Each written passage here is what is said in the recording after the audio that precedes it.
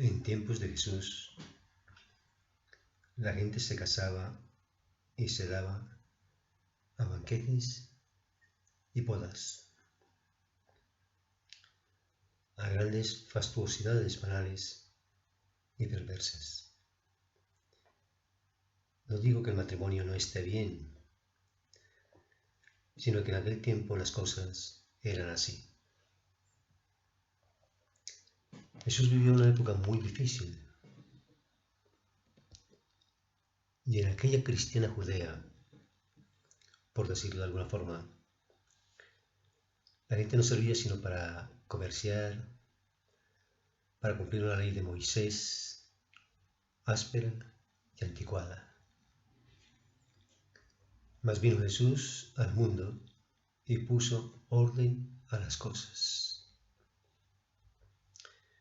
Y dijo muy claramente que la ley de Moisés no era la salvación de los pecados. Para aquella época era muy difícil entenderlo, porque se consideraba a Moisés como el padre más grande que había hablado cara a cara con Dios, y su faz había cambiado, y llevaba en su frente la señal de la luz que un día atravesó su entendimiento. Ideas y las condensó en una sola, el amor.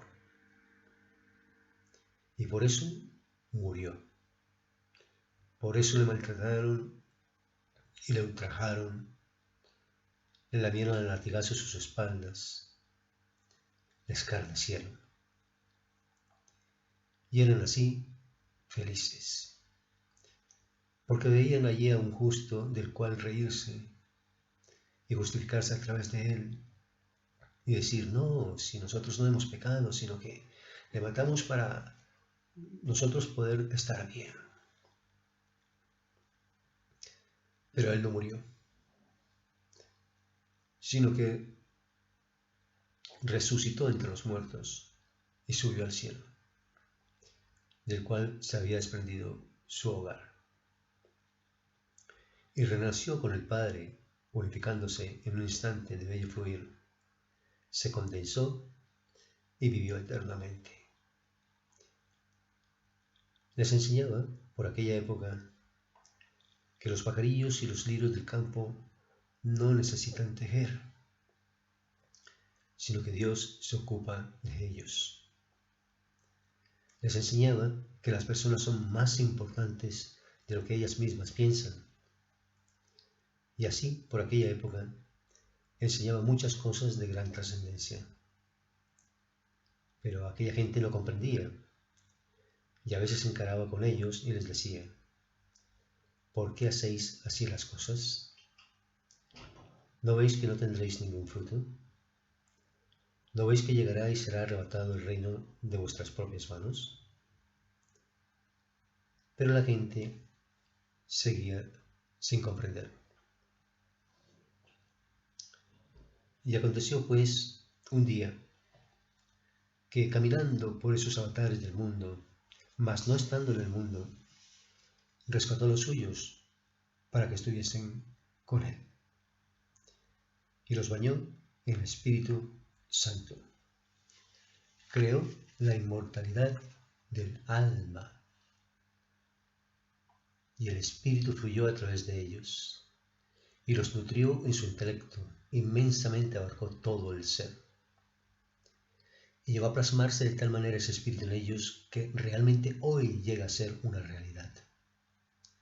Pero Jesús no buscaba esa realidad. Jesús buscaba que el pueblo de Israel, la oveja descarriada del camino, se convirtiera. Y para eso tuvo que padecer y sufrir mucho. Pero solamente lo hacía por la voluntad del Padre, pues llegó a hacerse uno con Dios. Ahora, en esa sociedad que ahora se desenvuelve, hemos creado de alguna forma un estándar pintado de papeles que sirven para comprar, como si fuese un carnaval, solo para que haya más miseria y más hambre en el mundo. Porque el problema del mundo no es precisamente el tener o no tener buenos sentimientos, sino su problema se basa en el desprendimiento. en el poder decir nada es mío, todo es nuestro. Ahora me pregunto si sirvió de algo el que Jesús fuese clavado en la cruz.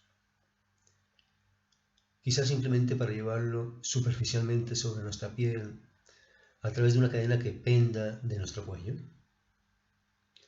¿O lo clavamos quizás en nuestro corazón? Normalmente las cosas suceden, son y dependen de tu estado de ánimo. Pero es Dios, recordémoslo siempre, quien hace las cosas. Nosotros no contamos para nada. Las cosas que de antaño no se creían, hoy se empieza a vislumbrar aquella luz y se empiezan a creer. Y he aquí que todas las cosas son hechas nuevas y muchas cosas no se crearán, pero llegará el día en que será un todo. Cuando acontece el día, todo se abre en pesadumbre, en una humanidad donde todo son guerras, devastaciones, hambre y miserias por doquier, de unos seres que no pueden sostenerse de pie y que andan desnudos por el hambre que les corroe. Sin embargo, los otros seres que se dicen humanos, lo único que hacen es levantar latigazos sobre sus espaldas para que trabajen en lo que nunca podrán trabajar: vivir. Somos muchos los poblados que hoy tenemos el pan de cada día, pero normalmente cambiamos los argumentos. En la primera parte del Padre Nuestro es Dios quien fluye a través nuestro, y en la segunda parte no somos nosotros, es Cristo. Porque ¿acaso no es Él el pan de vida? ¿De qué nos vale tener el pan material si no poseemos el pan espiritual de salvación?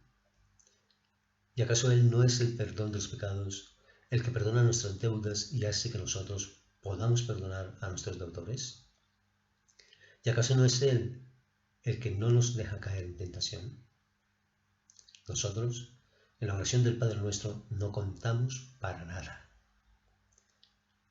Entregados ahora de la forma más idónea, encontremos en el Padre Nuestro la realidad del Espíritu Santo, porque es el Padre Nuestro que está en los cielos, no en la tierra.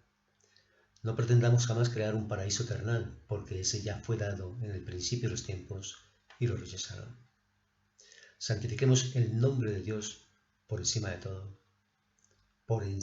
todo, hasta por encima de nosotros mismos. Que fluya su reino celestial a través nuestro, y que se haga su voluntad y no la nuestra, tanto en la tierra como en el cielo.